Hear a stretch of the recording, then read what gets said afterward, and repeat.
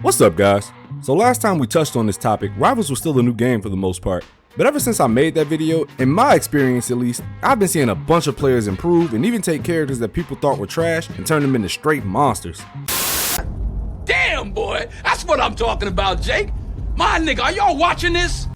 That being said, there's still a bevy of players who are throwing and selling games like it's nobody's business. I always say this, but I know everyone isn't going to be an expert at the game. But some of the games I've had to sit through, especially in ranked mode, has been completely devoid of logic or anything resembling a decent IQ. It's not even the fact that people are just ass and shouldn't be within 50 miles of a PC. Well, some shouldn't. But what I see way more often than not are people with bad playstyles who can easily ruin games because they've developed bad habits. So today, we're going to go over 3 more bad playstyles that are losing you games and making your teammates hate you. Before we get started though, make sure you watch my first video on this topic if you haven't already. I'll leave the link in the top right corner and down in the description below. As always guys, if you made it this far, please take a second and hit the like button as it really helps out the channel, and also subscribe if you're new here. Now that that's out the way, give me my theme music!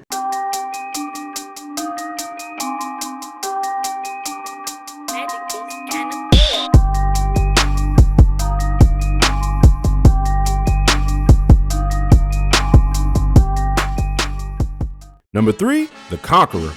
Shout out to my subby Yamatsukin for dropping this one in the comments on my first video, but this is probably one of the most common issues you'll see with Rivals players. For those who may not know, the Conqueror is the player who thinks they're playing fucking Call of Duty and puts all their effort into getting kills instead of protecting the point. You low-key can lump them in with the main character syndrome catch from the last video. However, the main difference is where the main character tries to get as many hero moments as possible, the Conqueror tries to dominate the entire map and pushes the front line as close to the enemy spawn as possible. That's stupid, guys. Is this camera on me? Yes, it's on. That's stupid.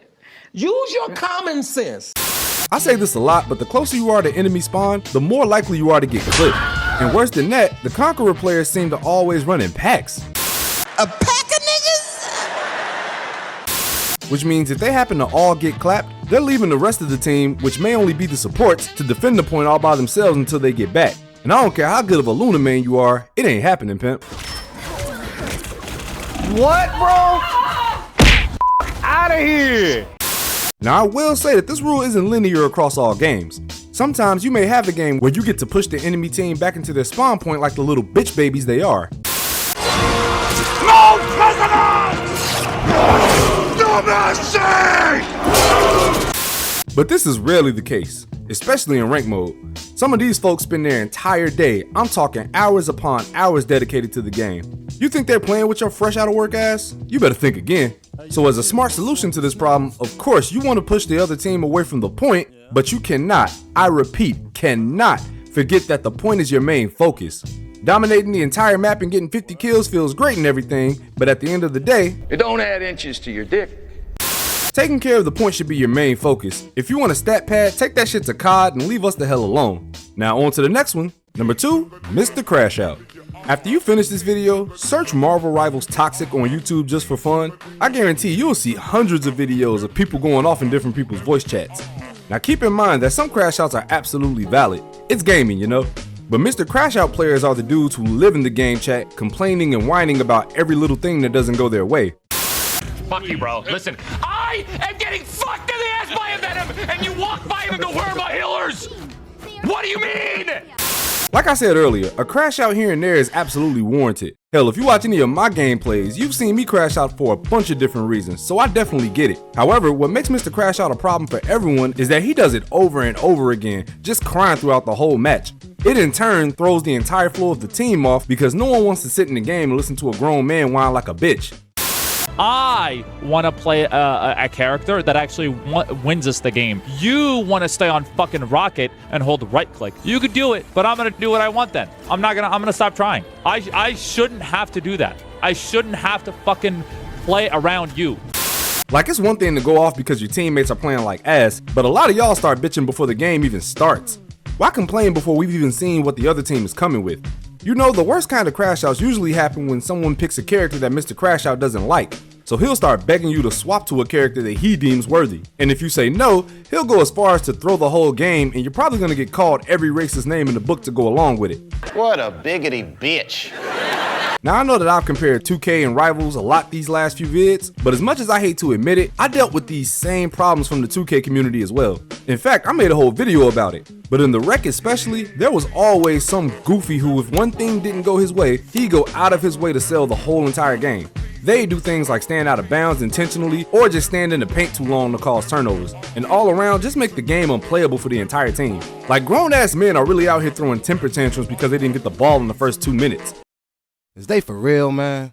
Thank God I don't play that shit anymore. But to be completely fair, the Rivals community is nowhere near as bad as the 2K community. That being said, there's just too many selfish, whining little baby type niggas who just ruin the gaming experience for everyone. That's why I'm barely on voice chat at all. If I had to give these dudes any useful advice though, I'd just say watch how you talk to people on your team. I say it all the time, but this ain't Call of Duty, bro. You're way more dependent on your team in this game than ever before. So you can't expect your team to play to their full potential if you're going at them like this. You are pukes. You are the lowest form of life on Earth. You are not even human fucking beings. You are nothing but unorganized, grabastic pieces of amphibian shit. Seriously, you really think someone's gonna want to heal you after you called them a Pussy punk bitch. I know I wouldn't. I'm no punk bitch. But all in all, before you jump in this game, leave your ego at the door and remember, most of us are just here to have a good time. That doesn't give people the right to play like dog water, but start a pro team or something if you want to sweat every game. You probably have a hard time making friends if you're Mr. Crash Out, so the most important advice I can give you is Shut your bitch ass up. Now before we get to the last one, I gotta give a quick honorable mention to a player I like to call Stationary Sally. Sound like a porno star. This is the person who can't aim for shit unless they're standing perfectly still.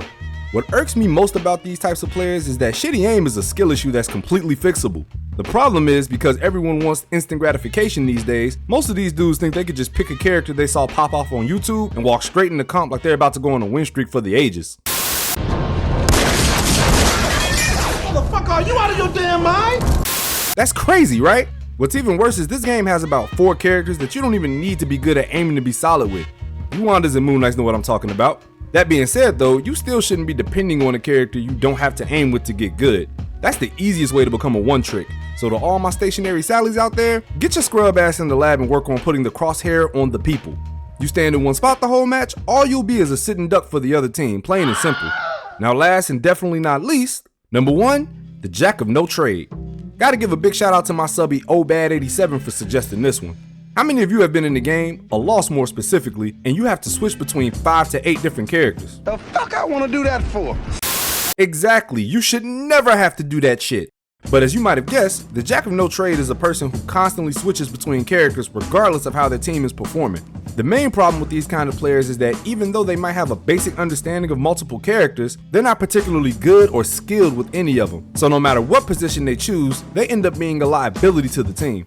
Now I understand that in some matches you may need to swap once or twice to counter what the other team is doing, but that should be the only reason why you're switching characters, especially in comp games. What really makes this playstyle the most diabolical is, let's say we have a great round and watch the other team.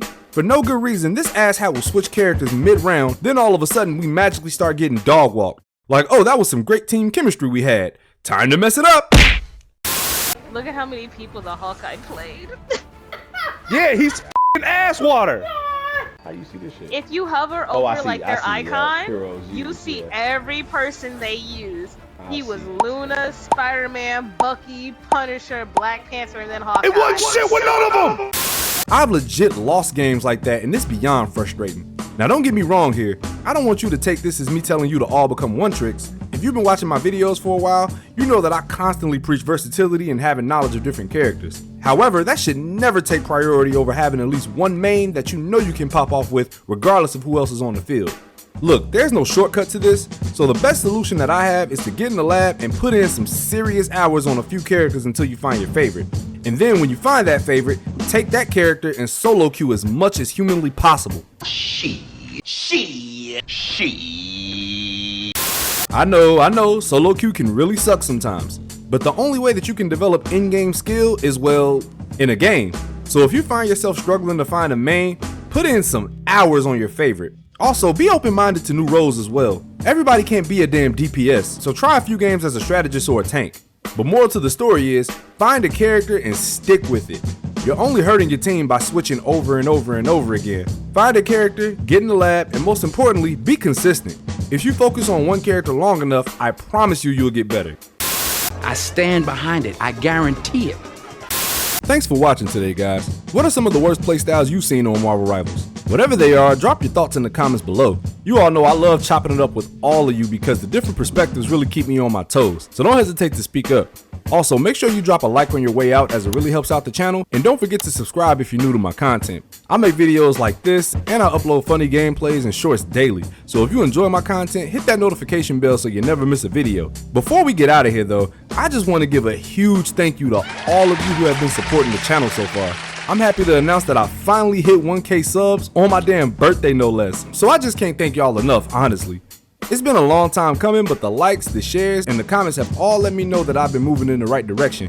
And I'm just beyond grateful to the family out there, truthfully. I've got some big announcements coming down the pipe real soon, so definitely look out for those and follow my social media pages to stay in tune. But again, I appreciate you all for coming through as always. I've been Diz the Wiz, the coolest nerd you ever want to meet, and I'll see you in the next one. Peace.